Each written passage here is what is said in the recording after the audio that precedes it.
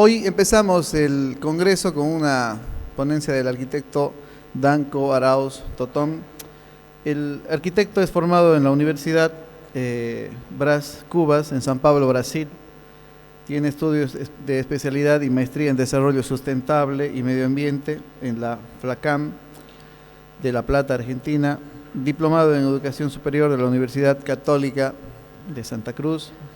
Diversos cursos de actualización en medio ambiente, planificación urbana, planificación del paisaje y de arquitectura sustentable.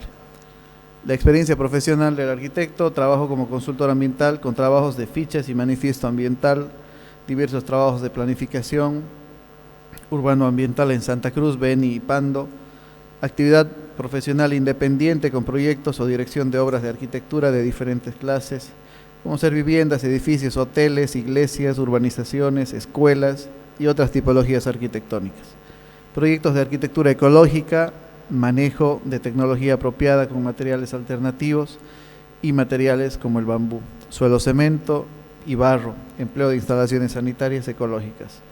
Como jefe del Departamento de Proyectos Ambientales, en la Dirección de Planificación de Proyectos del municipio de Santa Cruz de la Sierra, dirigiendo y desarrollando junto al equipo de dicho departamento proyectos como el Parque de Protección Ecológica del Río Piraí, el Plan para el Sistema de Grandes Parques y Áreas Protegidas Municipales, Ambientales, Paisajístico Municipal, apoyo al zoológico y jardín botánico con diseño de diferentes ambientes. En el ámbito de la docencia, el arquitecto ejerce la docencia en las materias de medio ambiente, arquitectura bioclimática, paisajismo, ecología urbana y urbanismo en diferentes universidades y épocas desde 1999. Es jurado de tesis en diferentes universidades, organización y coordinación de docencia del Diplomado de Arquitectura Sustentable de la Universidad Católica Boliviana. Conferencias: ha sido conferencista nacional sobre temas ambientales, arquitectura ecológica y planificación urbano-ambiental en cursos y seminarios. Institucionalmente, el arquitecto es miembro de la Comisión Permanente de Arborización, coparticipación con el Manual Arborización y el Plan de Arborización de Santa Cruz. Cargos de segundo vicepresidente de la directiva del Colegio Departamental de Arquitectos durante 2 gestiones. Miembro y presidente de la Sociedad de Arquitectos de Estudios Ambientales. Y entre los premios y reconocimientos que tiene el arquitecto, miembro del equipo ganador del concurso sobre el Parque Costanero Río Piraí y la renovación de la Avenida Buch. Mención en la tercera Bienal Regional de Santa Cruz con el ensayo La construcción de la ciudad en el marco del calentamiento global. Ganador de 2 premios en ferias de medio ambiente junto a los estudiantes de la UCB y concurso de ponencias en el CENTA 2003, mención en la séptima Bienal Regional de Santa Cruz. Reconocimiento del Colegio de Arquitectos de Santa Cruz por su aporte profesional y apoyo institucional en temas ambientales en noviembre del 2014. Reconocimiento por la labor docente en la Universidad Udabol y premio mención en arquitectura en la Bienal Santa Cruz 2016. Sin más que comentarles, invito al arquitecto Danco Arauz Totom a que suba al escenario.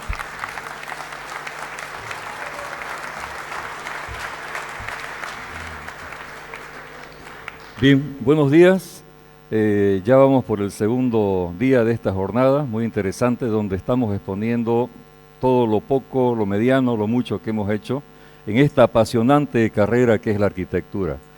Y más apasionante todavía se vuelve cuando empezás a esta carrera a darle un enfoque de cómo podés contribuir a mejorar, a preservar la vida en el planeta, que es lo que hace justamente la arquitectura sustentable, que es justamente cuando empezamos a proyectar con el ambiente y para el ambiente.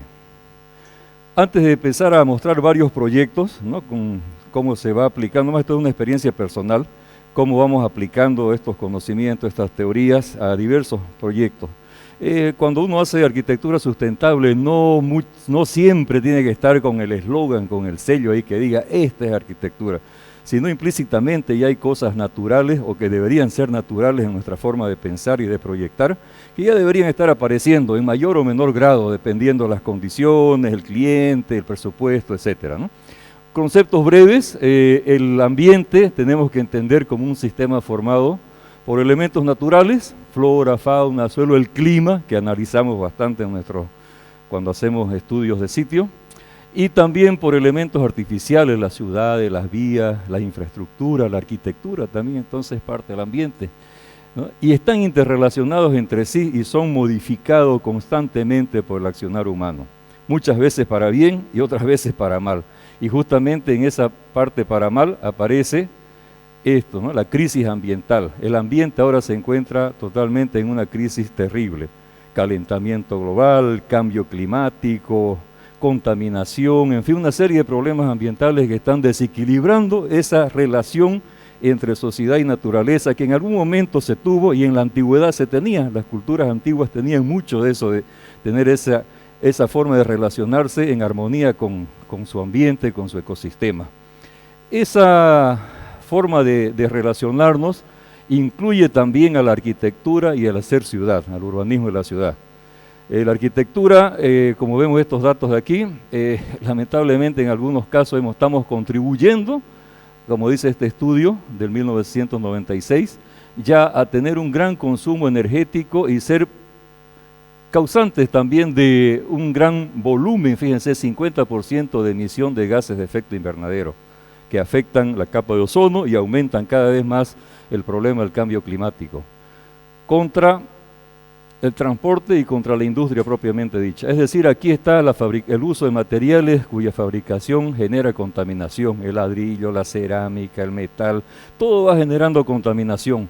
Entonces, por eso ahora en la nueva arquitectura, en el nuevo enfoque, se trata de buscar otros materiales, disminuir el consumo energético que muchas veces es producido por sistemas que contaminan. Entonces ahí aparece el nuevo enfoque.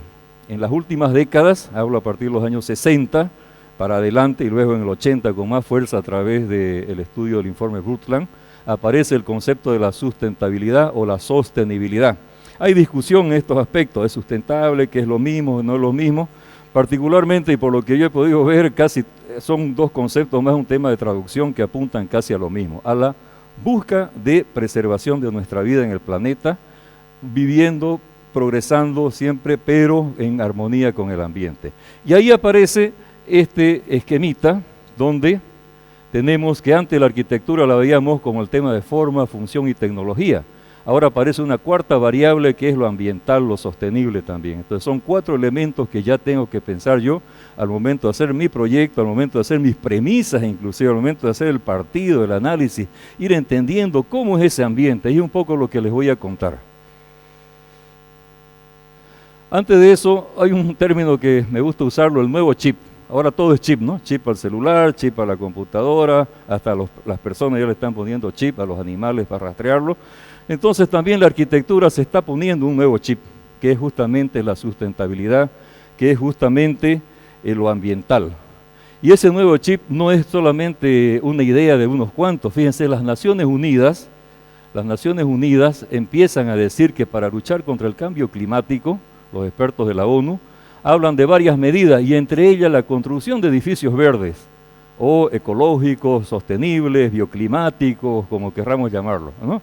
Y también el uso de energías renovables e incluso la agricultura y la selvicultura, que de esta parte aparece también una rama que es la reforestación urbana, algo que está también en nuestras manos como ciudadanos y como arquitectos también. Todo esto para empezar a disminuir la huella de carbono, tener bajo consumo energético y baja utilización de recursos naturales que se vuelven entonces una premisa importante al momento de diseñar. Aquí algunas imágenes de lo que esto es París, por ejemplo, para el año 2050, fíjense allá la Torre de Eiffel al fondo, y cómo quieren que sea París totalmente un sistema verde que absorbe, que capture dióxido de carbono y otros gases, ayude a disminuir la emisión de gases. Esto es Curitiba, con el famoso BRT y su gran sistema de transporte, pero esto es cualquier parte del mundo donde fíjense en estas pequeñas casitas, construcción simple, no son grandes arquitecturas, ahí ya está implícito, está plasmado ya los conceptos de sustentabilidad ambiental. Y es un poco eso mi experiencia que les voy a relatar, cómo a través de pequeños o medianos proyectos podemos ya ir metiendo este elemento, muchas veces sin que los clientes lo sepan siquiera, ¿no? A veces no es necesario ni que le digas, hay cosas obvias que deberían ser de cajón ya sustentables en el proyecto.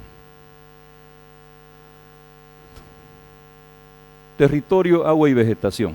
Voy a empezar de la escala macro, el territorio, luego la escala intermedia, lo urbano, y luego la microescala, que sería lo arquitectónico. Este es un proyecto que data ya de largo tiempo, desde el año 2000, ganamos un concurso, un equipo, y luego después fuimos ya a ser parte del municipio también, y a través de un equipo mixto se hizo una consultoría, y después seguí trabajando en la parte ya del municipio, y ahí hemos ido una serie de etapas donde han participado diversos arquitectos a través de estos casi 10, 20 años que llevamos con este tema.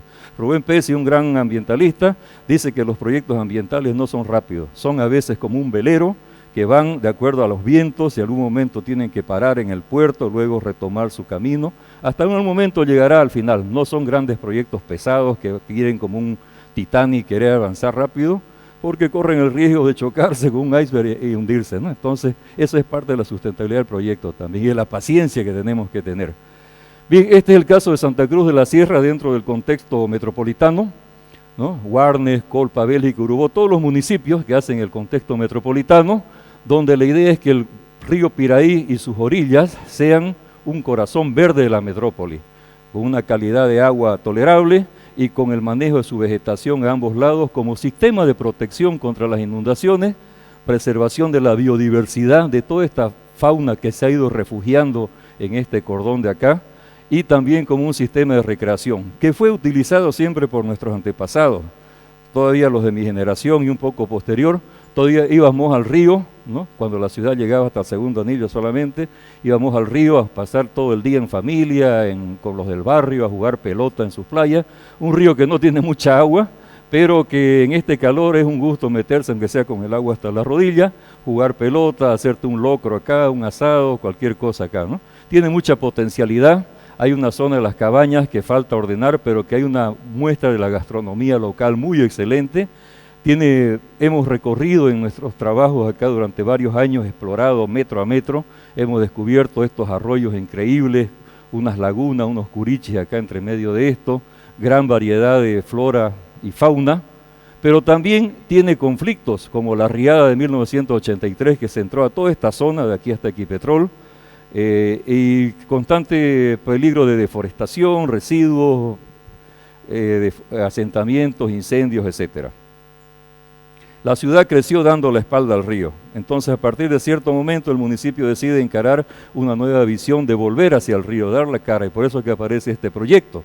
No sin antes mencionar que el sistema defensivo después de la riada del 83 es hecho por el CEARPI, la institución que está a cargo del Servicio de Encauzamiento de Agua del Río Piraí, donde ellos con la misión alemana diseñan todo un sistema defensivo. En vez de hacer hormigón en la orilla, si hacían un defensivo de hormigón solamente podían hacer 2 kilómetros, pero con esa plata pudieron hacer este otro sistema más natural, donde pudieran hacer los 12 kilómetros, que consiste justamente en estos elementos que vemos acá, ¿no? Está el río, está un primer defensivo, los gaviones, está un bosque, que es la llanura de inundación, y está un segundo defensivo, y acá la ciudad. Esta línea verde, la amarilla y la roja, que sería la ciudad. El borde urbano, ¿no? Acá el primer defensivo, el bosque y el defensivo ya hacia el lado de la ciudad. Esto funciona así, ¿no? Como ven, el río crece en algún momento y estaría detenido en esta parte de acá. Luego el río baja y otra vez esto. Entonces esta es una parte que no se puede hacer casi nada. Está catalogado por la ley del Plus como BP1, o sea, bosque de protección, donde solamente máximo podés hacer, si es que tenés terrenos privados acá, podés hacer actividades ecoturísticas, nada más, ¿no? Senderos de interpretación, algunos lugares de juego entre el bosque, pequeños lugares de caminata. No se puede hacer camping, no se puede hacer cabaña, no se puede dormir, no se puede nada, porque siempre vas a estar al riesgo en algún momento de crecida máxima, cada 50, cada 100 o cada 300 años, que tengamos esto. Entonces ahí surge la idea de que son 3 franjas, son 3 interfaces, ¿no? 3 interfaces, donde de la ciudad tiene un borde costero. Ahí se hizo una ordenanza que se permitía elevar acá bastante los índices de aprovechamiento, cosa que tengamos una vista a esto. Así como Río, Camboriú tienen la vista al mar, nosotros tendríamos la vista de nuestro mar verde acá, ¿no? Que es un paisaje muy bonito. Si ustedes suben una de estas torres, realmente es muy agradable, ¿no? Hasta acá. Contra el lado de la ciudad, entonces se propone una franja de un parque lineal, una ciclovía. Luego acá sobre el primer defensivo también se propone una pequeña costanera peatonal y ejes de penetración que no serán así rectos, sino son sinuosos entre los árboles y que ya están así como caminos vecinales o antiguos caminos que cruzaban el río. Y ahí viene la discusión que ahora se mantuvo, que había el puente, que si se podía hacer 1, 2, 3, 4 puentes o ninguno, en fin, ¿no? Ese es otro tema que daría para un seminario entero. Hay algunos datos de cómo se enfocó el proyecto, ¿no? Se llegó a través del primer plan maestro que hicimos con los arquitectos Manzoni, Osinaga, Juan Pablo Martínez y otros colegas más. Ya desde la alcaldía empezamos a zonificar a más detalle, recorrimos con un equipo multidisciplinario, por eso es importante trabajar con la multidisciplina. Habíamos arquitectos, paisajistas, biólogos, geógrafos, ingeniero ambiental, forestal, y encima los guardias que son los que conocían, los guardabosques que conocían palmo a palmo el terreno, y empezamos a explorar todo este terreno y descubrimos que había muchos sitios interesantes. De esa manera quedó zonificado como una zona 1, el borde ese verde que ven ahí, que es una zona de 100 metros de que tiene que ser sí o sí, no se puede hacer nada más que un pequeño paseo porque según la ley forestal esos 100 metros son la servidumbre ecológica. Luego contra el lado de la ciudad otro cordón defensivo también de 100 metros y entre medio la llanura inundación donde se podrían hacer algunas actividades públicas o privadas previa adecuación a la normativa, ¿no? Para el manejo sostenible del lugar. Yendo más, este es un ejemplo de cómo el biólogo, por ejemplo, cuadriculó partes del territorio y empezó a analizar los grados de biodiversidad. Este rojo, por ejemplo, es donde más se concentró la población de especies que están escapando del desarrollo urbano de acá y del lado del Urubó, al frente del río. Encontramos ahí una lagunita, Urichi que le decimos acá, un pequeño pantano pequeñito, y ahí se declaró el corazón, el núcleo, la zona en que no se puede tocar, incluso este camino es restringido solamente para fines de patrullaje de los guardabosques.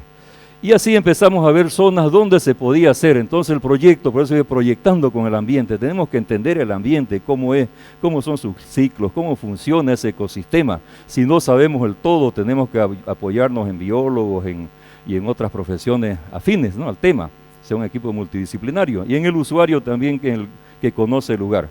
Y ahí aparecieron la primera etapa donde en este sector que era el más intervenido, el más antropizado, se podía hacer desde este comienzo que sería el Parque de la Juventud, que ahora se llama el Parque Autonómico, un paseo lineal acá sobre el Cuarto Anillo, y luego acá hacer el reordenamiento de las cabañas del río Piraí y algunos paseos sobre la orilla y un punto de llegada acá a la orilla.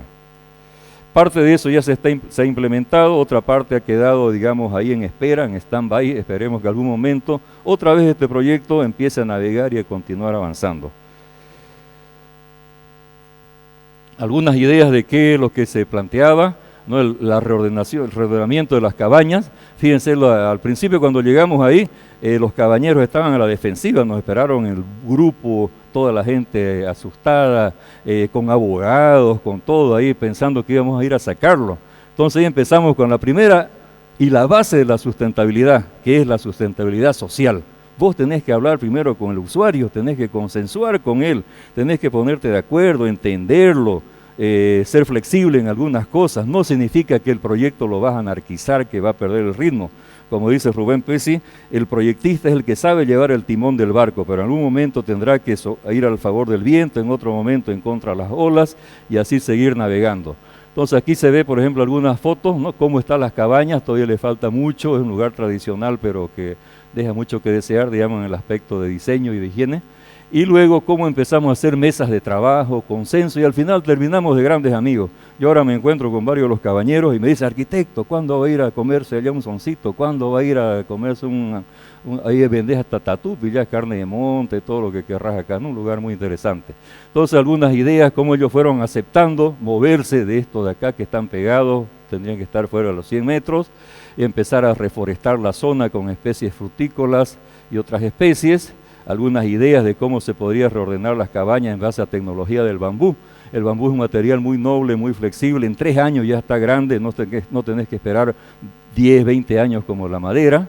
Entonces podés hacer un plan de manejo sostenible del bambú y con eso ir construyendo, haciendo estos modelos de cabañas, áreas peatonales, algunas ideas de cómo empezar a mejorar esta calle principal de acá, ¿no? El Photoshop nos ayuda rápidamente a montar y hacer las ideas. de cómo podemos ir mejorando con pequeñas intervenciones, una especie de acupuntura, empezar a pequeños puntos y luego eso se vaya activando. Después ya la alcaldía entró al proyecto más a detalle, un proyecto ejecutivo, ya que el equipo a cargo de la arquitecta Alexandra Monasterio, ya también hicieron un proyecto ejecutivo donde ya se establece exactamente todos cómputos y presupuestos, se le llegó a licitar incluso este proyecto, pero por temas de ciertos roces, ciertos problemas, quedó ahí parado todavía el proyecto, ¿no? Entonces ellos plantean también en base a nuestro plan maestro, reordenar las cabañas en este lado, entre los árboles, sin tumbar ningún árbol, más bien reforestar, hacer un sistema de un circuito de paseo en carroza, en carretones, unas plazas temáticas en base al patujú, que es una flor de acá en nuestro medio, y así una serie de actividades que podríamos tener este gran paseo.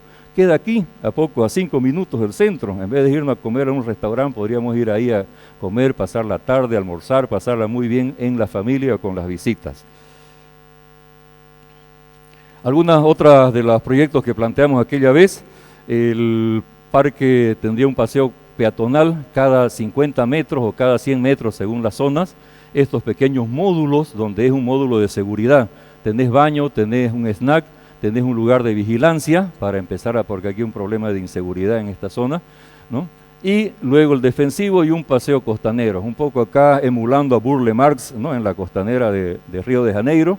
Quisimos también hacer un pequeño diseño con esto de las olas, ¿no? Él pone allá las olas del mar y hace el diseño de los pisos, nosotros hicimos también las olas del Piraí, ¿no? Como si creciera, y hacemos este diseño de acá.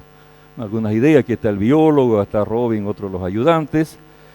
Diseños, llegamos hasta el diseño a detalle de algunas banquetas, de algunos lugares para reposar, la señalética e incluso las cámaras ecológicas del lecho invertido, que es una tecnología que la aprendí yo hace tiempo en un curso. Por eso hay que nunca uno termina de aprender y siempre de ser curioso. Este curso lo hice con puros ingenieros, ¿no? Entonces yo era un arquitecto, el único bicho raro ahí entre medio de los ingenieros, puros fórmulas, ecuaciones que me tenían loco, me traumaban, me acordaba de cálculo 1 en la facultad de estructura, ¿no? Pero logré hacerlo el curso y sé diseñar muy bien esto, los tiempos de maduración, cuánto va a purificar, porque la cámara séptica solamente te purifica un 30% y luego infiltras agua contaminada. Y aquí no podríamos infiltrar agua contaminada porque va a contaminar el río.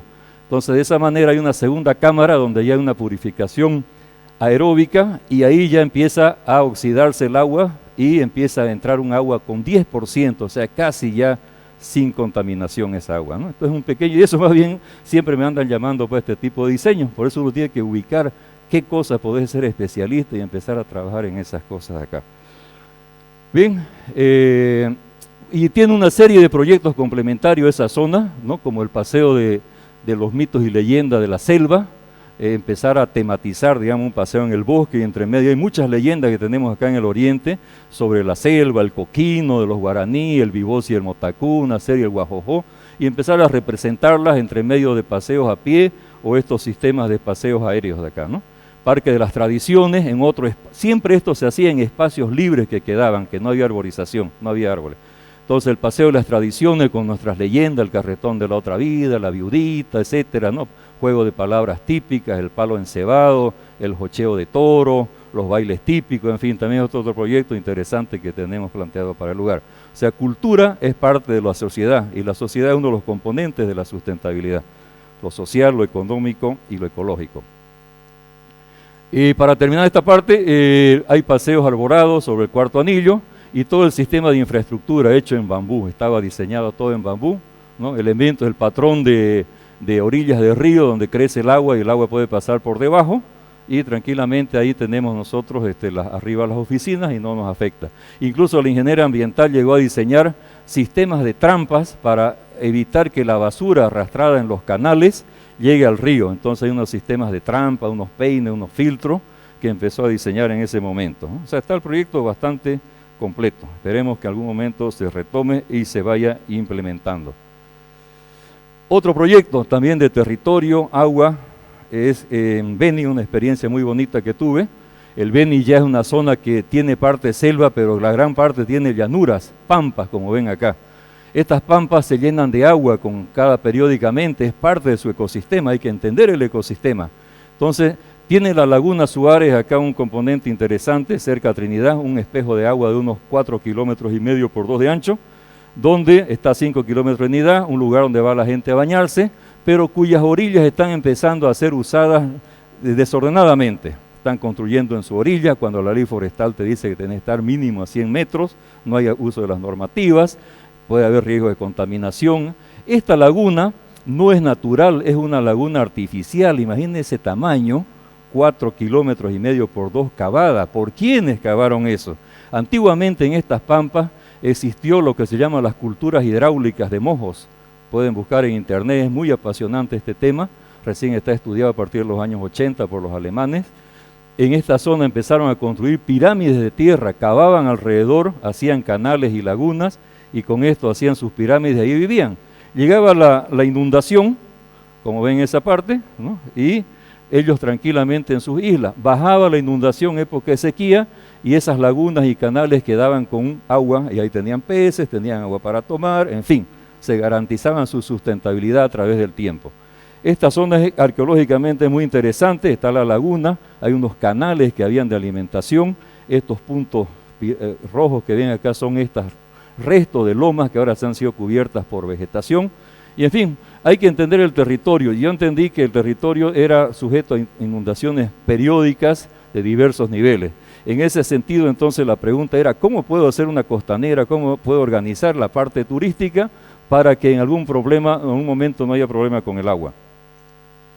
Y ahí aparece esta zonificación, donde tengo una Z1 que es la parte de turismo, ¿no? Donde se puede hacer turismo con un control, ¿sí?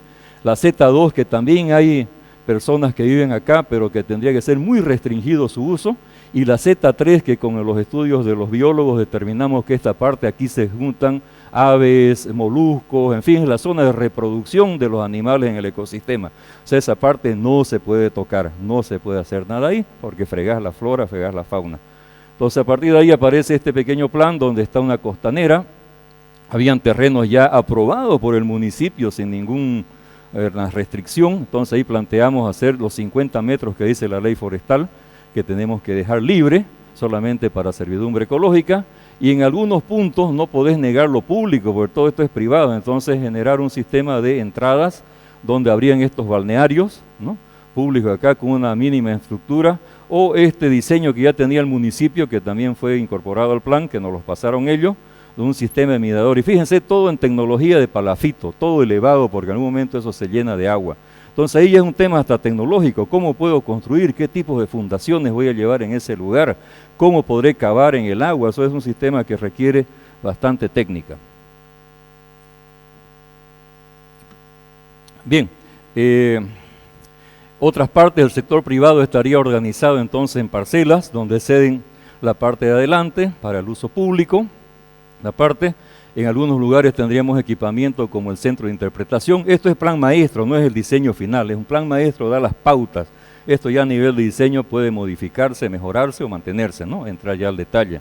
Tendríamos lugares para un pequeño anfiteatro a la orilla del agua, este paseo entre el agua y te va explicando qué es la laguna, quiénes las hicieron, por qué la hicieron, sus características fisiológicas, biológicas, etcétera, ¿no? Que puedan haber acá.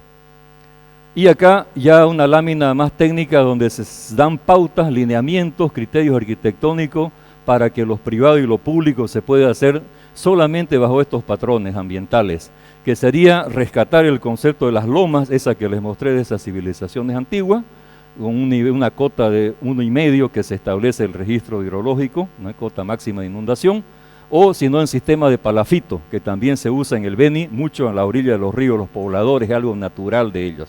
Entonces, de esa manera, además con ciertas tecnologías para reciclar el agua, no contaminar, tener esas cámaras ecológicas que les mostré anteriormente, materiales adecuados a la zona, diseño bioclimático con protección del sol, un estudio de los ángulos solares, los vientos. Bueno, allá no hay viento, ese es el problema, muy poca brisa, y no es como acá que tenemos viento. Entonces, el tema del calor es más fuerte, entonces tenés que hacerte que todos estos materiales sean de aislamiento térmico para acá. Entonces, todo eso es entendiendo el ambiente, estimados colegas y jóvenes, ¿no? Si yo no entiendo el ambiente, voy a hacer una cosa muy pensada en la forma caprichosa, la voy a querer poner ahí, y luego eso no va a responder a las condiciones ambientales y culturales del medio y del usuario.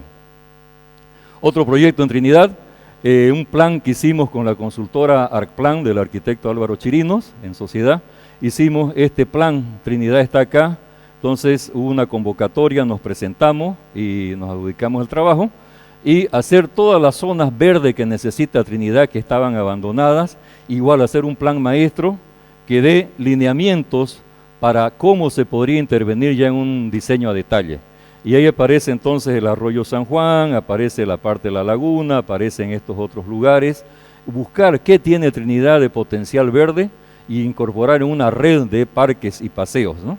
Entonces, como ven, este es el arroyo San Juan, hay una curva, ya la alcaldía expropió esta zona, no sé hasta el momento si habrá hecho acá el anfiteatro de la ciudad, un paseo arborado, especies nativas, ¿no? Que florezcan en verano, en primavera, en otoño, etcétera, hacer todo un paisaje cambiante y colorido. Pautas acá para la plaza de los ganaderos. El Beni tiene una cultura ganadera muy fuerte, entonces ellos tienen que tener su plaza. Ahora el municipio no siguió esta línea exacta, pero captó la idea y hizo una plaza para los ganaderos, ¿no? Aquí un poco la idea era el ganado cruzando el agua, esto es el río, y el ganado cruza, entonces esas líneas que deja el ganado son estas líneas que se marcan con la senda, y este sería el río. Esa es un poco la metáfora, la analogía que hacemos. La Plaza Muiva, también una laguna que muchas veces la quieren tapar. Nosotros dijimos, no, esta laguna tiene una función, las aguas escurren, se insumen ahí, es un regulador hídrico, entonces manténgala. Y empezamos a hacer un centro cultural para que aprendan artesanía, centro de exposición de las etnias que viven en el lugar, la Plaza de los Caciques, famosos que hubieron en la zona, desde Muiva, que fue un líder en la Guerra de la Independencia, un líder indígena que protagonizó, digamos, la lucha por la independencia en esos lugares. Paseos ya con lugares arborizados, el tipo de especies que se van a hacer, que se van a plantar, algunos diseños para rotonda, algunas avenidas que tienen potencial como parques lineales, en fin, ¿no? Este es el parque del arroyo. El arroyo estaba totalmente sucio, con las aguas bastante contaminadas, lleno de tarope, que es esa vegetación que crece, y entonces hay un plan, ahora ya han limpiado bastante esa parte, y la idea fue identificar lugares donde se podían hacer paseos lineales, parques, etcétera, etcétera, que sea un corazón verde de toda la ciudad, ¿no? Entonces ahí se hizo estudio de levantamiento de las especies que existen. El alcalde, por ejemplo, en unas reuniones nos dijo, yo quiero pasear y que la gente conozca la flora, la fauna, hágame unos elementos que muestren la fauna de la región. Entonces la idea es hacer acá en PVC, ¿no? De hacer estos elementos de animales de la región, vas paseando por la orilla, algo muy suave, así en armonía con el paisaje. Un antiguo puerto, por acá había una zona de un antiguo puerto, entonces la idea es hacer un memorial que recuerde el antiguo puerto cuando los vapores llegaban ahí y partían hacia el norte, hacia el Acre, a la época de la goma, ¿no? Cuando tuvimos toda esa época muy importante en la historia del país. Aquí los croquis que mostraba Mijail, ¿no? También el croquis es importante, jóvenes, no se puede empezar con el mouse, ¿no? Entonces importante el diseño a mano, no hay que perder eso. Como yo digo siempre a los estudiantes, en una mano el mouse, en otra mano el lápiz, el bolígrafo, lo que sea, para el marcador, lo que sea, ¿no? Para poder diseñar. Y por la rapidez también esa vez hicimos trabajos no hicimos en 3D, todo esto era croquis y después puro Photoshop le poníamos todo eso, incluso para huella de eso dejamos esta parte todavía el croquis tal como está acá y el resto puro Photoshop, ¿no? Bueno, pasando a lo urbano, la ciudad, ¿cómo hago una ciudad sustentable? Quizás muchos dicen, no se puede porque si la alcaldía no hace, si el gobierno no plantea. Vos la ciudad la podés construir de a poco, como si fuera un rompecabezas, una acupuntura urbana. Vas haciendo y eso va empezando a transformar todo el resto alrededor. Y para eso me baso en los principios de la sustentabilidad, los componentes de la sustentabilidad, lo ambiental, lo social y lo económico. Y de ahí me aparecen estas premisas, que son, por ejemplo, arborización urbana, y que después se vuelven proyectos, ¿no? Que va a tener este plan maestro. Esta es una ciudadela que se va a hacer para 5.000 personas, ya, pero no con esa idea de viva a 15 minutos del centro y después tenés que venir de allá, acá, que no son 15 minutos, son 2 horas de viaje, hasta para tomarte un café, para hacer un trámite, para hacer, muchos de ustedes los deben vivir, que viven lejos y no tienen sus lugares. Entonces aquí aparece la idea de la ciudad policéntrica, la ciudad desconcentrada con varios centros, donde te evite grandes movimientos, esos movimientos generan contaminación, pérdida de tiempo, etcétera, ¿no? Entonces, a partir de ahí empezamos a tener estos proyectos de arborización urbana, va a mantener sus drenes naturales, pavimento permeable, cosecha y reciclado de agua, luminarias LED, edificios ecológicos, etcétera. Es un grupo específico de gente que trabaja en el sector de la industria textil, ¿no? De confeccionistas, la mayoría a nivel nacional. Hay toda una cooperativa que los está aglutinando, y el señor, que era un amigo, tenía ese terreno, ya tenía la urbanización hecha, tuve que nomás un poco acomodarlo y darle ese enfoque, decirle, oye, no hagas uno más de lo siempre, hace algo más concreto, ¿no? Acá. Entonces aquí principios que les hablé anteriormente, ¿no? Es un nuevo centro entonces para todos esos lugares. Aquí se ve un poco la urbanización, cómo sería, ¿no? Todos estos elementos, hasta un centro peatonal, fíjense, en el medio para ayudar de encuentro y la participación. O sea, tenés todo ahí, tenés escuela, tenés universidad, a ver, hay convenios con universidad. Es un proyecto muy integral, muy interesante. Hay arquitectos, hay urbanistas, están trabajando ahí sociólogos, financistas, ingenieros comerciales, etcétera. Es un proyecto de largo aliento, ¿no? Para este lugar de acá. Ya no queremos repetir el modelo de el grupo de casas alejados, ya sea casas baratas o casas de ricos, pero allá lejos, como si fuera un gueto. Modelo de casas prefabricadas, todo se va a hacer con tecnología de Concretec, que son las formaletas, todo en paneles con aislante térmico, ¿no? Y uso de instalaciones sanitarias. La ventilación muy presente en mis proyectos. Yo parto de la ventilación cuando proyecto. ¿Dónde está el noroeste, los vientos dominantes? Y en función de eso armo mi partido, ¿no? Esta es una constante, digamos, en el diseño que tengo. Y después la gente me lo agradece. Me dice, qué bien arquitecto, fresquita la casa que me hizo, uso poco aire. Tecnología alternativa, el bambú. Este es un centro infantil en Los Batos, donde utilizamos bambú. Este es un comedor infantil para la zona. Tiene casi 28 metros de ancho, entonces todo en bambú. Si lo hacía esto en madera, en metal, me salía muy caro, me salía 3 veces más caro, ¿no? Y costoso. Entonces el bambú es un material muy noble, que hay que saber manejarlo. Usé hasta losas de bambú, fíjense, en vez de viguete y complemento, bambú, carpeta de compresión encima y ya está la losa. Y me ha aguantado muy bien, tiene 10 años este proyecto, no había ninguna filtración. La capillita, en fin, todos esos elementos. Tecnología, cómo se hace el bambú, ¿no? El tratamiento, los restos, fíjense, hasta todo sirve en el bambú para hacer diversas cosas, luminaria, estos ganchitos, el reciclaje de los pedazos de cerámica, etcétera. La idea del partido acá, este es otro elemento del Centro Político-Cultural de la Central de Pueblos Étnicos de Santa Cruz, donde me pidieron lo moderno y lo nuevo. Ellos dicen, queremos ir hacia el futuro, pero sin olvidar el pasado. Eso queremos los pueblos indígenas. Entonces surgieron estos conceptos, ¿no? El corazón acá, la maloca, que es la construcción de la gran vivienda amazónica, el centro de reunión, y acá las oficinas, lo moderno, como se ve acá, ¿no? Estos elementos, aquí faltó hacer un mural, el interior, el gran salón de reuniones para sus decisiones políticas que ellos tengan, porque es una institución muy política, el concepto del bambú, la jatata y lo moderno, ¿no? Aquí hay una idea, hasta los marcos, digamos, acá son hechos de bambú, con el vidrio, la idea de la maloca amazónica, representada acá a este nivel, minimalismo, para lo que no les gustaba en esa época el minimalismo, a mí también me gustaba, entonces ahí está presente, en una simbiosis, ¿no? Entre el pasado y futuro y presente. Suelo cemento, otro material también que uso bastante combinado con el bambú. Este es un comedor infantil para la Fundación Niño Feliz, el croquis inicial que siempre partimos de la idea, y luego cómo se va ya materializando con estos elementos, ¿no? Estos elementos, como es para niños, pensamos en el círculo, el partido simple, había un baño existente acá, había una canchita, y en un eje, aquí estaba el antiguo comedor, entonces un eje y 2 ejes. Y con eso armo el partido alrededor de toda la zonificación en una estructura de doble peine. Acá cómo se hace los cementos, el interior, los niños usando las instalaciones, zumba en las vacaciones, pintura, la comida, en fin, un lugar muy bonito que están ahí, ¿no? La galería reinterpretada también con el material. Esto es interesante, la participación como base cuando querés introducir en una comunidad que no conoce un sistema tecnológico. Esto fue para la empresa petrolera Total, hicimos al sur, allá en el Chaco, ¿no? En la zona de los guaraníes, la etnia guaraní, trabajamos muy bien y la base fue la participación. Como ven acá, el Cupesí y la reunión, este es un lugar simbólico para ellos, todas sus reuniones las hacen bajo este árbol.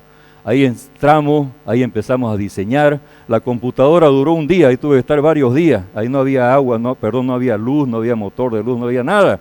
¿no? ¿Y qué haces sin eso? Se te frega la laptop, se te acaba la batería, ¿y qué haces? Tenés que echarle, como dice el dicho, ¿no? Con croquis ahí, mostrarles, hacer, ellos opinan, empezamos a rayar, hasta una aventura, lugares feísimos, nos agarraba el agua, nos plantábamos, dormíamos la noche ahí entre medio del agua, los mosquitos, ojos que se veían en la oscuridad, no sabía que eran unos ojos brillosos, ¿no? Pero feliz, me gusta a mí el campo, me gusta la aventura, ¿no? Eso siempre busco trabajo así lejos. Mi mujer me dice, después no renegues porque a vos te gusta eso, me dice, y verdad, me gusta, ¿no? Cómo demostrarle, el arquitecto tenía que demostrar cómo se hace el suelo cemento con mi ayudante Ariel. Acá después ya ellos se capacitaron y empezaron a construir y fue muy apropiado el sistema. La construcción no es grande, era un pequeño internado, 2 dormitorios, una cocinita, ¿no? Una construcción sencilla porque ellos tampoco quisieron, le hice proyectos más raros, no lo aceptaron, entonces oye, ellos van a vivir ahí, que se sientan felices, ¿no? Solamente se llevó calamina, el cielo raso es de calamina, pero por dentro tiene plastofor porque ya es un lugar muy caliente, tema de asolamiento, ventilación, los niños felices ya ocupándose las camas que iban a tener, instalaciones para purificar el agua y que sirva para regar sus huertas, construcción muy barata. Ya Samaipata, las bodegas Lanzuá, este es un lugar donde se fabrica el vino. La bodega en el fondo es una fábrica. Y ese es el contexto, ¿no? El ambiente, fíjense. Un lugar, allá están las ruinas del fuerte, una zona de amortiguación, otros lugares, el pueblito, acá muy interesante, desde la época de la colonia, tiene historia de la colonia, la república, las guerrillas, también el Che llegó por esa zona, en fin, un lugar muy interesante, referentes históricos, patrones ambientales y constructivos que utilizaban los pobladores. Esto fue hecho por los chanés, después vinieron los incas, después vinieron los españoles, después vinimos ya los bolivianos, y en fin, ¿no? Y ahora es de todo el mundo, es patrimonio mundial de la humanidad. Entonces hay que preservar, hay que cuidar referentes locales para empezar a hacer, y el vino, lógicamente, que era la actividad principal. Se recicló de un camino que estaban haciendo. Yo le dije al cliente, oye, toda esa tierra, aprovecharla, que te la regalen, con eso vamos a hacer adobe. Toda esa piedra que están cortando, en vez que la boten y contaminen los ríos allá abajo, vení, la vamos a utilizar para la construcción. Y de esa manera reutilizamos bastante, esto hicimos el adobe, vi que la arcilla era buena, hicimos las pruebas necesarias, logramos entrar acá con unos sistemas de traves y funciona muy bien, aunque muchos dicen que no, pero me ha funcionado bien porque hay unos truquitos que hay que hacer acá para que trabe bien la piedra del lugar.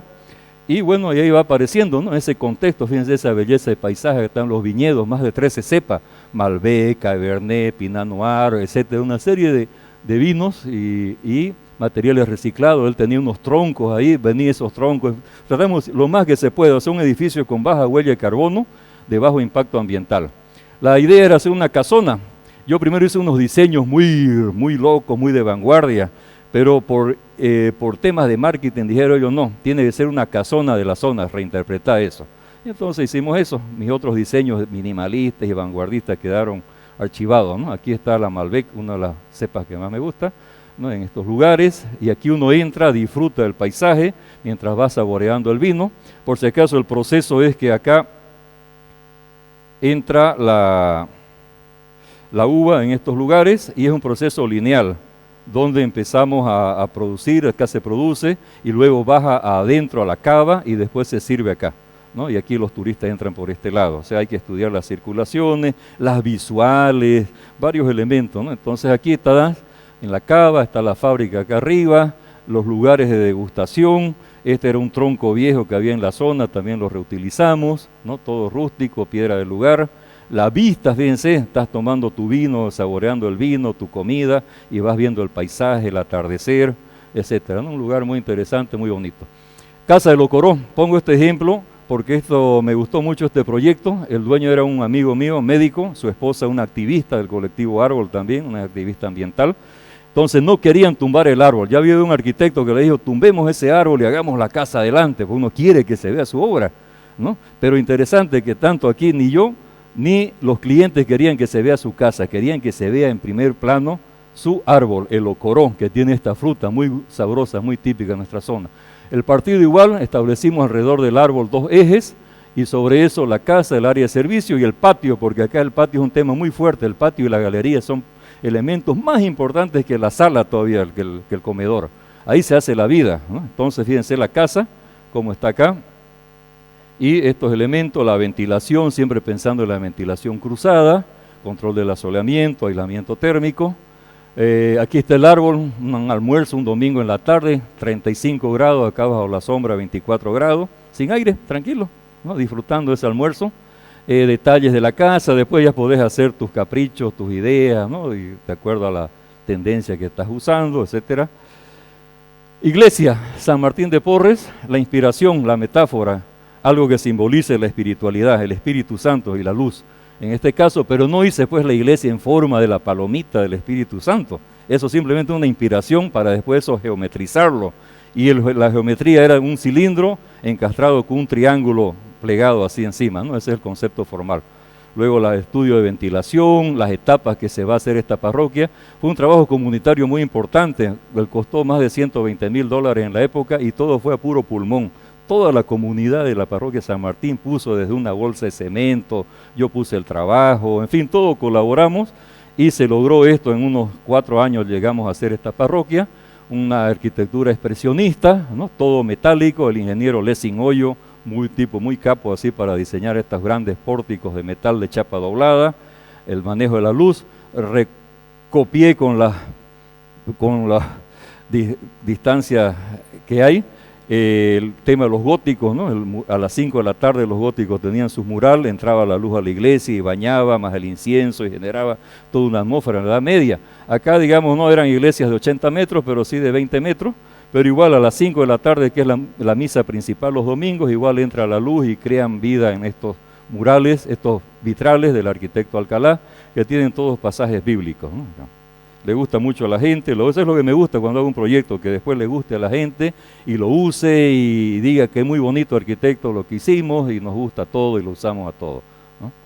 Y por último, tenemos este proyecto, quedó todavía media, pero siempre fíjense el concepto que hablamos, ¿no? Esta era una iglesia, una capillita en un santuario donde está la Virgen de Azusaquí. Ahí apareció la Virgen de Cotoca, cerca a Guarnes. Y cuenta la historia que de ahí llevaron la imagen hasta lo que es Cotoca, que es el santuario regional. Entonces yo me inspiré en 2 aspectos, el que me dice el ambiente, y el ambiente me decía, oye, te voy a dar sombra, ya no te preocupes del calor, te voy a dar sombra, y te voy a dar este espacio que te estoy dejando. Y ya ahí apareció la idea fuerza, que sería la aparición de la Virgen. Normalmente se la representa a cierta altura, no de arriba, un ángulo más o menos de este tipo, y con rayos luminosos. Esos rayos luminosos se vuelven, como está acá, se vuelven vigas, bambú, porque en la zona hay bambú, entonces vamos a traer de la zona bambú, y luego la envoltura es simplemente una chapa metálica o una lona de teflón, porque ya tengo la sombra acá arriba, tengo mi gran paraguas que me está protegiendo y el viento que corre fresquito entre el bosque, y va a estar, solamente le van a poner malla milimétrica porque a las 5 de la tarde empiezan los marihuí, los mosquitos en cantidades, ¿no? Entonces hay que ver, por eso es parte del ambiente, hasta los bichos tenés que tomarlo en cuenta al momento de diseñar, ¿no?